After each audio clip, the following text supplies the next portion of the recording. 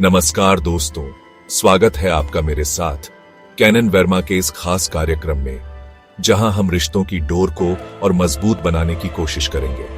आप जानते हैं, हमारे भारतीय समाज में परिवार का बड़ा महत्व है और संयुक्त परिवार में तो बुजुर्गों की भूमिका एक मजबूत नींव की तरह होती है। लेकिन आज के दौर में पीढ़ियों के बीच सोच और व्यवहार में फर्क आ गया है। दादा दादी या माता पिता अक्सर परेशान रहते हैं कि पोते या बेटे अब उनकी बातें नहीं मानते।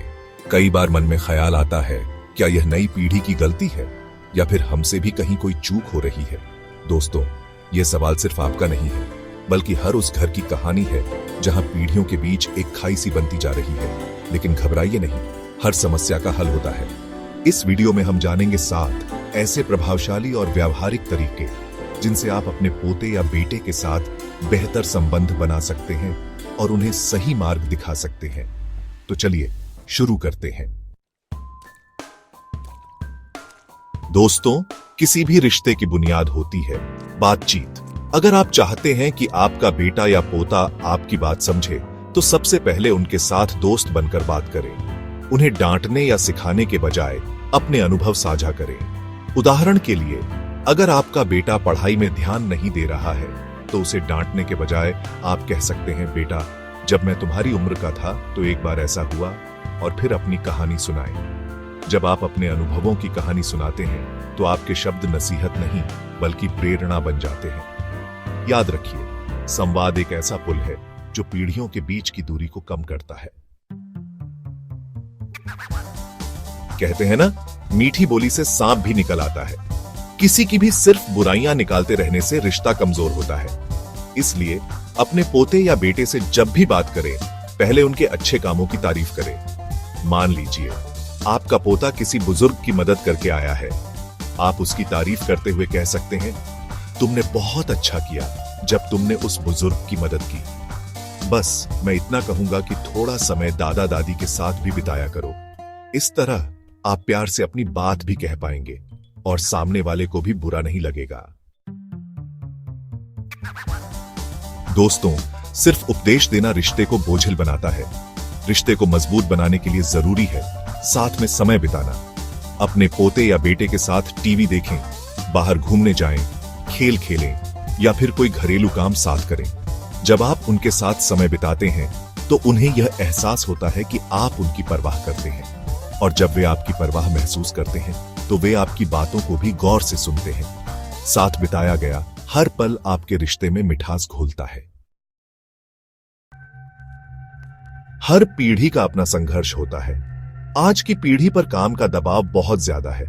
ऐसे में अगर आपका बेटा घर देर से आता है, तो उसे डांटने के बजाय पहले उसकी थकान को समझने की कोशिश करें। उनसे बात करें, उनकी परेशानियां सुने। जब आप उनके नजरिए को समझेंगे, तो आपको उन्हें समझाने का रास्ता भी खुद मिल जाएगा। याद रखिए, समझ ही हर समस्या की सबसे बड़ी दवा है। दोस्तों, समय बदल रहा है और हमें भी समय के साथ चलना होगा। आज की पीढ़ी की सोच और रहन सहन हमसे अलग है। ऐसे में जरूरी है कि हम कुछ चीजों में लचीलापन दिखाएं। अगर आप चाहते हैं कि अगली पीढ़ी आपकी सुने, तो पहले उन्हें यह एहसास कराएं कि आप भी उन्हें सुनते हैं। उनकी बातों को ध्यान से सुने, उनके विचारों का सम्मान करें। जब वे यह महसूस करेंगे कि आप उन्हें समझते हैं, तो वे आपकी बातों को भी समझने की कोशिश करेंगे। बच्चों को सिर्फ उपदेश देने से ज्यादा असरदार होता है खुद उन मूल्यों पर चलना जो आप उन्हें सिखाना चाहते हैं।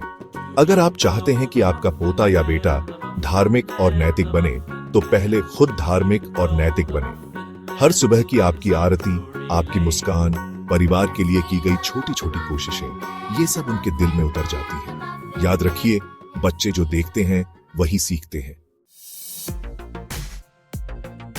दोस्तों, गुस्सा और जिद से कभी कोई रिश्ता नहीं सुधरा। अपने पोते या बेटे से बात करते समय हमेशा प्यार और धैर्य से काम लें।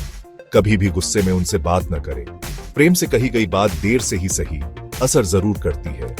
हो सकता है कि आपकी बात सुनकर वे तुरंत न माने, लेकिन जब आप चुपचाप प्यार से इंतजार करते हैं, तो एक दिन वही बेटा या पोता आपके पास आकर कहता है, दादाजी, आपकी बात सही थी, और यकीन मानिए, उस पल से बढ़कर कोई खुशी नहीं होती।